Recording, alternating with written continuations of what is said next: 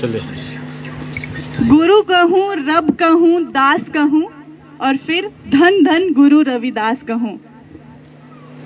आप सभी को गुरु रविदास जयंती की बहुत बहुत शुभकामनाएं। आज के मुख्य अतिथि मान सिंह जी की धन्यवाद करना चाहूंगी, एक्स एमएलए जीवन जी का धन्यवाद करना चाहूंगी, हमारे दादू, हमारे यहाँ की शान उत्तम जी का धन्यवाद करना चाहती हूँ, और महेश जी प्रेसिडेंट हमारे यहाँ के, और जितने भी मुख्य अतिथि और कमेटी का बहुत बहुत दिल से शुक्रिया अदा करना चाहूंगी जिन्होंने मुझे यहाँ पर आमंत्रित किया और मौका दिया।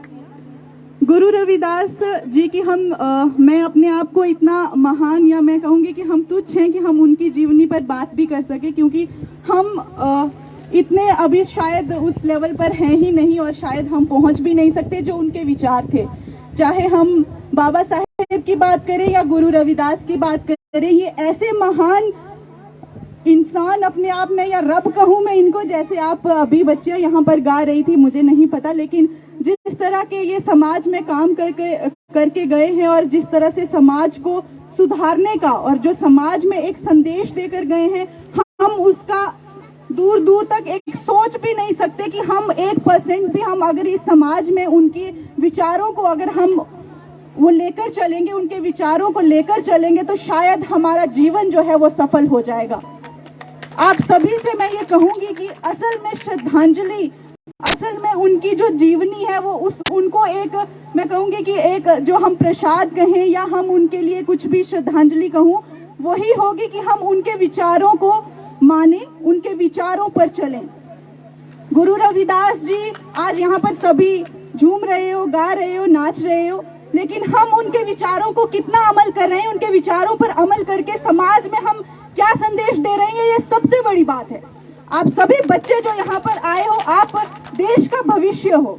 देखो हम लोग जो हैं, जो बाकी हमारे बुजुर्ग यहाँ पर आए हैं, उन्होंने अपना कर्तव्य कर लिया।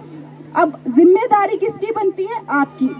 जिस तरह से बाबा साहेब एक एजुकेशन के ऊपर जोर देकर गए, जात पात जो कुरीति हमारे देश में थी उसको खत्म करने के ऊपर, और गुरु रविदास भी वही महान गुरु थे जिन्होंने ऐसी जो कुरीतियां हैं समाज में उनको खत्म करने के ऊपर जोर दिया और उसके ऊपर काम किया और सफल रहे।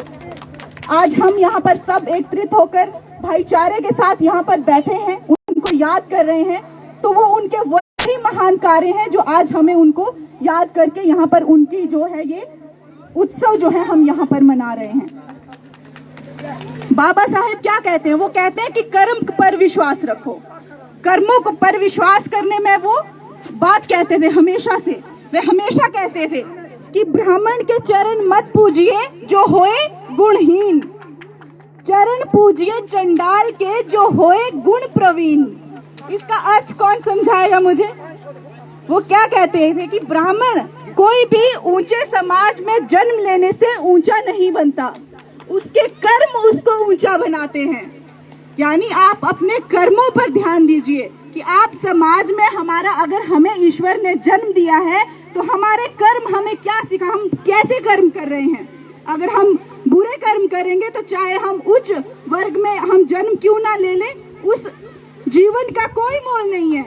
लेकिन अगर हमारे कर्म अच्छे होंगे, हम समाज में अच्छा काम करेंगे, तो हम, उन्होंने वही जैसे मैंने लाइन कही कि चरण पूजिए चंडाल के वो हो अगर वो गुण प्रवीण हो। ब्राह्मण को मत पूजिए, अगर उसमें गुण ही नहीं है तो उसको पूजने का मतलब कुछ नहीं बनता है।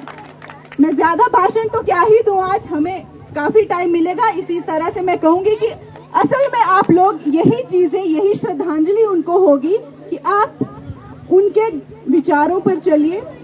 वो हमेशा कहते थे कि समाज में जो भाईचारा है, जात पात छूत छात जो हमारे समाज में कुरीतियां थी, आज भी कई जगह पर है, लेकिन उन्होंने हमेशा उसको खत्म करने की बात कही और उस पर काम किया। आप सभी से मैं ये निवेदन करूंगी कि आप सभी उनके विचारों पर काम करिए और समाज में भाईचारे के लिए। आज भी हमारे समाज में कई ऐसी गलत लोग नीतियां अपनाते हैं कि लोगों को आपस के भाईचारे में तनाव पैदा करते हैं, लोगों को भड़काते हैं। लेकिन आप लोग अगर आज यहाँ पर बैठे हो, आज उन्हें याद कर रहे हो, तो इसका मतलब है आप उनके विचारों को मानते हो कि हमें कोई भी इंसान एक दूसरे से जुदा नहीं कर सकता। हमारा भाईचारा ही हमारा प्रतीक है, हमारे प्यार का प्रतीक है। तो इस भाईचारे को हमेशा बना के रखिए और हमेशा सही का साथ दीजिए, अपने कर्मों पर विश्वास रखिए। सभी का धन्यवाद और शुभकामनाएं एक बार फिर से।